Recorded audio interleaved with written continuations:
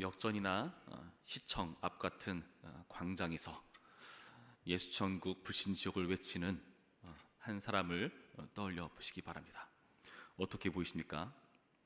많은 사람들은 그 사람을 불편하게 여길 것입니다. 그 자리에 불청객처럼 느껴지기 때문이죠. 예수 천국까지도 정말 듣고 싶을까 말까 한데 불신지옥이라니 얼마나 이게 불편하고 그들에겐 회피하고 싶은 그런 외침이겠습니까? 그래서 사람들은 그런 사람을 그 자리에서 끌어내거나 듣기 싫다고 한 소리 하거나 외면하는 그런 이들을 우리는 종종 목격합니다. 오늘 본문에 나타난 예레미야가 바로 그런 불청객처럼 보입니다. 예레미야는 목에 멍에를 맵니다.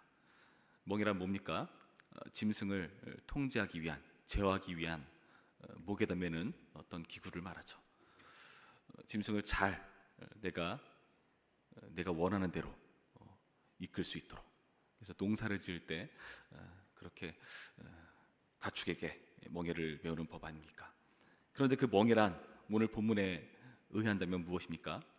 바벨론 왕의 멍에라고 표현합니다. 그 바벨론 왕의 멍에를 메고 사람들에게 이 멍에를 매야 한다고 외치고 있습니다.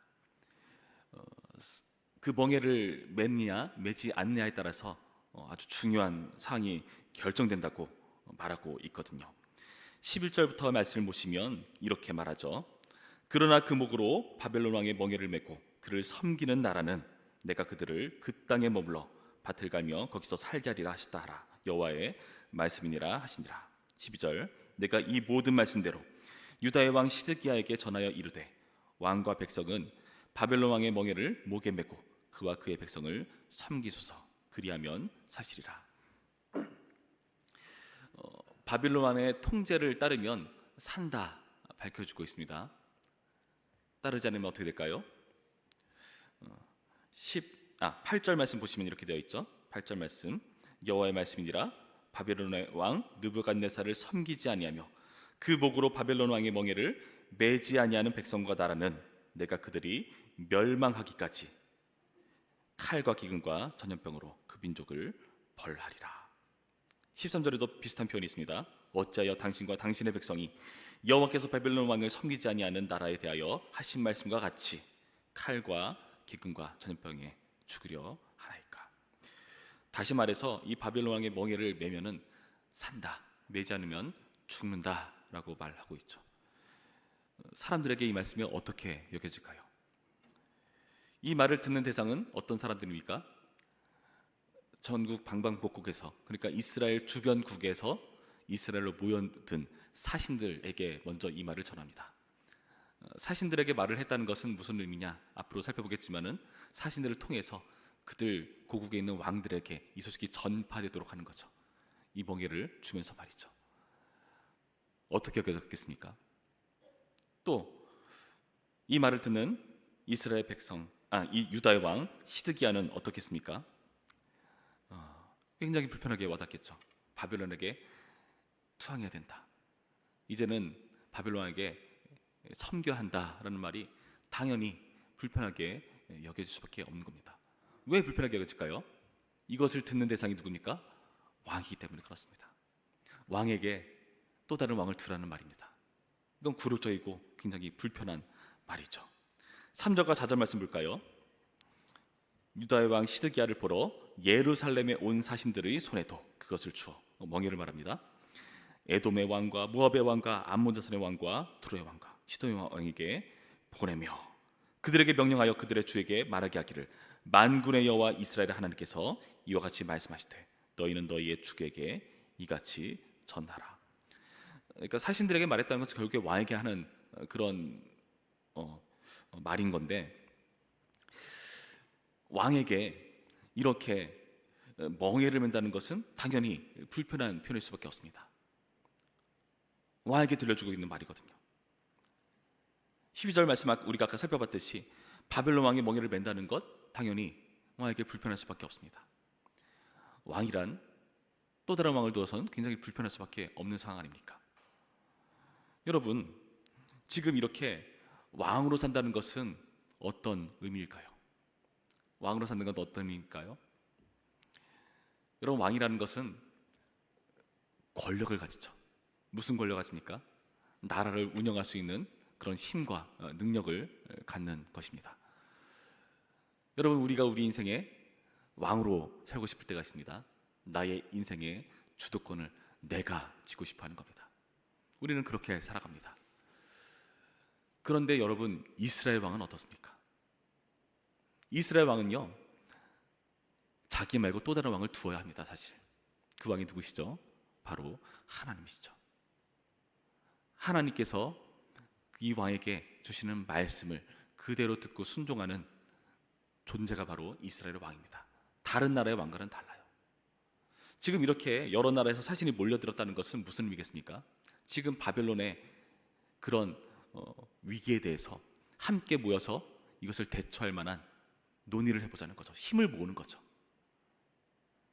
왕으로서의 권력을 뺏고 싶지 않기 위한 연합을 구축하고 있다는 것을 우린 짐작해 볼 수가 있다는 겁니다. 왕으로 살고 싶다는 거죠. 그러나 그들의 왕은 진정한 왕으로 살 수 없는 법입니다. 진정한 왕이신 하나님의 말씀을 지금 어긋나려는 태도이기 때문이죠. 왕으로 살고 싶기 때문에 이렇게 멍에를 메고 싶지 않은 겁니다. 그런데요, 이렇게 멍에를 메고 싶지 않은 이를 부추기는 존재가 있습니다. 그래서 더 메고 싶지 않은 건지도 모릅니다. 9절 말씀 볼까요? 9절 말씀, 너희는 너희 선지자나 복술가나 꿈꾸는 자나 술사나 요술자가 이르기를 너희가 바벨론의 왕을 섬기게 되지 아니하리라 하여도 너희는 듣지 말라. 그들은 너희에게 거짓을 예언하며 너희가 너희 땅에서 멀리 떠나게 하며 또 내가 너희를 몰아내게 하며 너희를 멸망하게 하느니라. 거짓을 예언하는 사람이 있다고 말하죠. 바벨론 왕의 멍에를 매지 아니하게 될 것이다 말하는 존재들이 있다고 하는 겁니다. 14절에서도 마찬가지입니다. 아까는 사신들에게 말했다면 이번에 이스라엘 왕에게, 그러므로 당신들은 바벨론 왕을 섬기게 되지 아니하리라 하는 선자의 말을 듣지 마소서. 그들은 거짓을 예언함이니이다. 여러분, 이런 거짓 메시지가 우리 주변에 아주 넘쳐납니다. 우리가 하나님을 섬길 필요가 없다, 바로 너희가 하나님이다 라고 말하는 여러 가지 소식들이 들려옵니다. 그렇지 않습니까? 창세기 말씀에 보면은 뱀이 하와를 유혹하죠. 뭐라고 유혹합니까? 이 선악을 알게 한 나무의 열매를 먹게 되면은 너네 죽지 않는다. 오히려 눈이 밝아져서 하나님처럼 된다. 하나님처럼 선악을 알게 된다라고 말을 합니다. 그러니까 이제는 선과 악을 결정하는 주체가 우리의 왕 대신 하나님이 아니라 내가 왕이 돼서 결정할 수 있다라는 자긍심을 심어주고 있다는 거죠. 그러니까 모든 것이 다 허락된 아담과 하와 입장에서 이제는 선악을 알게 하는 나무 열매를 먹음으로써 이제 내가 하나님처럼 될 수 있다는 그 놀라운, 그들 딴에는 충격적인 일들을 벌일 수 있게 된 것이지 않습니까? 여러분, 우리는 이런 소식을 듣습니다. 하나님 뭐가 필요한가? 이 세상에서 우리를 유혹하는 수많은 이야기들, 꼭 교회를 그렇게 열심히 출석해야 되는가? 한 번쯤은 빠져도 상관없지 않는가? 무슨 말이죠? 달콤한 유혹이죠. 하나님을 굳이 섬기지 않아도 되는 날이 있다고 우리에게 부추기는 겁니다. 내 인생의 주인이 내가 되어서 내가 주도권을 가지고 하나님의 멍에가 아닌 내 마음대로 살겠다는 표현인 겁니다. 여러분, 그런데요, 이 멍에는요 반드시 빼야 될 멍에입니다. 왜 그럽니까? 이 멍에는요 이들의 죄에 대한 심판이기 때문에 그렇습니다. 하나님은 공의로운 분이시기 때문에 죄에 대해서는 반드시 그 죄값을 짊어져야 되는 법입니다. 그렇지 않다면 하나님은 의로우신 분이 아니시죠. 생각해 보시기 바랍니다. 이 세상에서 상 받을 사람에게 상 줘야 되고 벌 받을 사람에게 벌을 줘야 되는데 그게 거꾸로 된다? 여러분, 그러면요 이 세상에서 어떻게 살 수가 있겠습니까? 수많은 문제와 논란거리들이 가득하지 않겠습니까? 하나님은 이것을 되돌리셔야 되는 분이시고요, 이것을 유지하셔야 되는 분이시죠. 하나님의 의에 의한다면은 죄에 대한 값을 짊어져야 되는 법입니다. 하나님의 말씀을 순종하지 않겠다면은 하나님의 백성답지 않게 취급을 해야 되는 법이죠. 심판자 하나님의 징계라는 것입니다. 그래서 반드시 매야 하던 멍에입니다. 그리고 또 이 심판을 바벨론 왕이 하는 것처럼 보이지만 여러분, 사실 이 심판의 주체가 누구십니까? 하나님이시죠. 5절 말씀 볼까요? 5절 말씀 보시면은 나는 내 큰 능력과 나의 젖은 팔로 땅과 지상에 있는 사람과 짐승들을 만들고, 창조주하는 이로서의 권한을 말씀하시죠. 내가 보기에 옳은 사람에게 그것을 주었노라. 이제 내가 이 모든 땅을 내 종 바벨론의 왕 느부갓네살의 손에 주고 또 짐승들을 그에게 주어서 섬기게 하였나니 모든 나라가 그와 그의 아들과 손자를 그 땅의 기한이 이르기까지 섬기리라. 무슨 말이죠? 하나님께서 그 놀라운 권세로서 그 역할을 위임한 존재가 있다고 말하는 겁니다. 그게 바로 바벨론의 왕인 것입니다.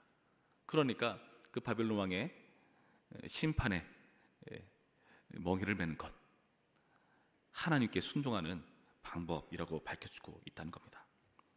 바벨론 왕은요, 대리자일 뿐이고요, 진정으로 이 진노의 심판을 내리시는 주체가 바로 하나님이시라는 겁니다. 여러분, 우리도요, 하나님께서 우리를 사랑하신다면은 당연히 우리를 그냥 놔두시지 않죠.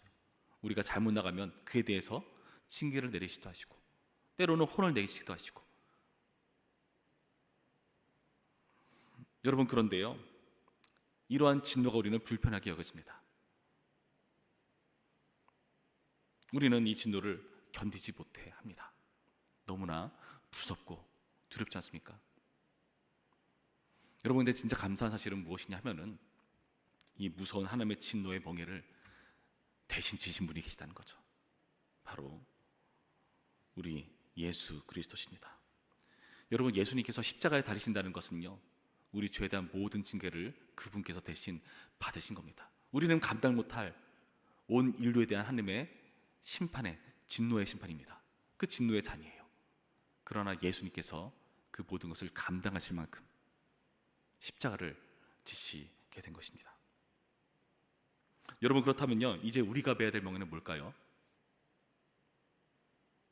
주님께서 대신 이 모든 멍에를 지셨으니까 우리는 그냥 멍에 맬 필요 없이 살아가는 게 맞는가? 아니요, 우리가 배워야 될 멍에도 있습니다. 그 멍에가 무엇이겠습니까? 예수님의 그 십자가의 공로에 대한 신앙과 그 믿음을 가진 삶을 살아가야 됩니다. 천국 백성의 삶을 살아가야 됩니다. 우리는요, 멍에를 매지 않은 게 아니에요. 새로운 또 다른 멍에를 매게 된 것입니다. 마태복음 11장 28절부터의 말씀을 제가 읽어드립니다. 수고하고 무거운 짐진 자들아, 다 내게로 오라. 내가 너희를 쉬게 하리라. 나는 마음이 온유하고 겸손하니 나의 멍에를 메고 내게 배우라. 그리하면 너희 마음이 쉼을 얻으리니 이는 내 멍에는 쉽고 내 짐은 가벼움이라 하시니라. 여러분, 주님께 주시는 멍에는요, 심판의 멍에와 다릅니다. 우리를 가볍게 만들고 우리를 자유하게 만들고 쉬운 쉼을 주는 멍에라고 우리 가운데 밝혀주고 있습니다. 그 멍에를 맨다는 게 뭘까요? 여러분, 이제 우리가 멍에를 맨다는 것은 이제는 우리의 삶의 주도권을 진정한 왕 대신 하나님께 드리는 것을 말하는 겁니다. 주님께서 가자는 대로 가는 것이고, 주님께서 생각하신 대로 생각하는 것이고, 주님께서 우리가 원하시는 대로 행동하는 것이 바로 이 쉬운 멍에를 매는 방법이고요, 이것이 우리에게 힘을 준다고 밝혀주고 있습니다. 여러분, 이 생각 가운데 우리가 왕으로 산다는 것은 우리에게 불편함을 주게 되어 있습니다. 그러나 우리가 하나님을 왕으로 모시는 것은 우리에게 힘을 준다고 밝혀줍니다. 여러분, 사실은요, 왕이 된다는 것은 어떤 결정을 내리고 그 결정에 대한 책임을 본인이 지어야 되는 것 아닙니까? 근데 세상은 좀 거꾸로 돼가지고 그런 권력 가진 사람들이 그 책임을 회피하죠. 책임을 진다는 것 중하고 어려운 일이지 않습니까? 그러나 그 책임을 예수님께서 감당하셨고 이제는 그 안에서 자유롭게 살아가라, 하나님의 뜻대로 쉼과 기쁨을 누리며 살아가라 라고 우리 가운데 말씀을 주시고 계신 겁니다. 그렇다면 우리는 이 예수님 주시는 쉼을 주는 멍에를 누려야 합니다. 여러분, 이제 연말이 되었고요, 이제 우리는 내년을 준비하는 과정에 이르렀습니다. 사역 박람회를 하고 있는데 여러분, 어떤 사역을 하시려는 생각을 가지고 계십니까? 이 사역 감당을 할 때에 물론 여러분 분명히 꼭 한 가지 생각을 해야 되지 않겠습니까? 이것을 할 때 여러분 하나님의 멍에를 맨다는 생각을 가지고 감당해야 되지 않겠습니까? 그거 성가시고 불편하고 나를 힘들게 하는 불편한 멍이야. 아니요. 하나님의 통치를 따르는 법을 훈련할 수 있고 그게 우리에게 진정한 안식과 쉼을 준다는, 천국의 기쁨을 준다는 것을 체험할 수 있는 멍에를 매는 기회라고 여기셔야 됩니다. 다가오는 주일에는 무엇이 있습니까? 성찬이 있습니다. 그 성찬식을 참여할 때 우리는 어떤 자세를 가져야 될까요? 주님께서 우리가 감당하기 어려운 멍에를 매셨구나. 그래서 우리에게 쉬운 멍에를 주시기 위해서 그분께서 그분의 피와 살을 우리 가운데 나눠주시는구나 하는 그런 감동과 기쁨을 회복해야 될 것입니다. 그리고 그 성찬을 받기 합당한 천국 백성의 삶을 우리가 살아가야 하죠. 그게 성찬을 준비하는 자세가 아닙니까? 오늘 말씀을 통해서 주님께서는 우리에게 이러한 요구를 하고 계신 겁니다. 이제는 너희가 빼야 될 멍에가 있다. 내가 진 멍에가 있기 때문에 너희가 지어야 될 멍에는 심판의 멍에가 아니라 쉽고 가벼운 멍에고, 이제는 너희 마음대로 살아가던 왕으로 살아가던 삶이 아니라 이제는 진정한 왕을 모시는 왕자와 공주로 사는 그런 멍에다. 이것을 누리고 살아가라 하는 오늘의 말씀을 여러분 새기시기 바랍니다. 오늘 삶 가운데 살아가실 때 주님, 우리가 그 주님께 주시는 힘을 주는 멍에를 매겠습니다. 우리 삶 가운데 내가 왕 돼서 살아가는 것이 아니라 주님을 왕으로 모시는 삶을 살기로 다짐합니다. 그런 삶을 살기로 결심하고 오늘 할 말 내딛는 그런 하루가 되기를 주님의 이름으로 축원합니다. 기도하시겠습니다. 참 좋으신 하나님 감사드립니다. 오늘의 말씀을 통해서 우리가 메고 싶지 않은 멍에를 주님께서 대신 지셨고, 이제는 우리가 매야 할 멍에를 지라고 요구하시는 주님의 말씀을 듣습니다. 우리가 십자가를 생각하면서 그 십자가의 도전과 요구를 우리가 다시 한번 생각해 봅니다.